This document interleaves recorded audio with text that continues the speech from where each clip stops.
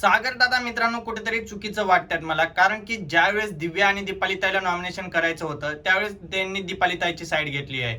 मित्रांनो त्याचं कारण फक्त एकच आहे की ते एका ग्रुप मधले आहेत आणि दिव्या शिंदे हे जी आहे ते इंडिव्हिज्युअल खेळते. भले त्यांनी त्या ग्रुपमध्ये जॉईन केले असतील पण ते स्वतः गेम खेळतात, ना की सागर दादा सारखं. सागर दादा हे पर्सनली टार्गेट करत आहेत दिव्या शिंदेला.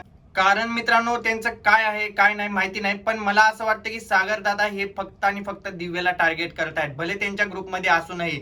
मित्रांनो त्याचं कारण एकच आहे, हे लोक इंडस्ट्री मधले आहेत आणि दिव्या शिंदे बाहेरली आहे, म्हणून दिव्या शिंदेला प्रत्येक वेळेस टार्गेट केलं जाते. आणि दुसरी गोष्ट मित्रांनो, ज्यावेळेस रुचिता आणि आरबी सर होते त्यावेळेस आरबी सर असं नाही बोलू शकत दिव्या मॅडमला की तू मला माझं नाव घे, तू माझं नाव घे, असं कुणीही बोलू शकत नाही. प्रत्येकाला प्रत्येकाचं मत मांडायचा अधिकार आहे आणि बिग बॉस मध्ये तर प्रत्येक जण आपलं आपलं मत मांडू शकतो. तिथे इंडिव्हिज्युअल गेम खेळायचा आहे, ना की ग्रुप गेम.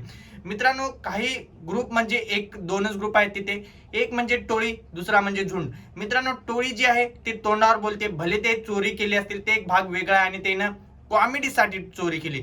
आणि मित्रांनो मेन गोष्ट म्हणजे जर टोळी नसती तर ह्यांचा बिग बॉस सीझनला टीआरपी जी आहे ती बिलकुलही भेटली नसती. माझं पर्सनली मत असं आहे की टोळी आहे म्हणून कुठेतरी टीआरपी भेटत आहे, नाहीतर टोळी नसती तर बिग बॉस मध्ये मजा नसती, बिग बॉस मध्ये मजा नसती तर लोक बघितले नसते. टोळी आहे म्हणून भांडणं होतात, भांडणं आहेत म्हणून लोक बघतात आणि लोकांचा एन्जॉय पण होतो. ते लोक भांडणापुरतच भांडणं करतात, बाकीचा टाइम हसत राहतात. आणि ह्या लोकांनी डायरेक्ट त्यांचं जेवण बंद, हे बंद ते बंद, हे चुकीचं आहे झुंडवाल्यांचं. कारण की त्यांचा जास्त मोठा ग्रुप आहे त्याच्यामुळे ते लोक एकजूट होऊन एक मत घेतात आणि ह्यांना बाहेर काढायचा प्रयत्न करतात. पण असं बाहेर काढू शकत नाही कुणीही, प्रयत्न कितीही केलं तर. महाराष्ट्राच्या जनतेला माहिती आहे कोण कसं गेम खेळतोय आणि कोण कसं नाही ते.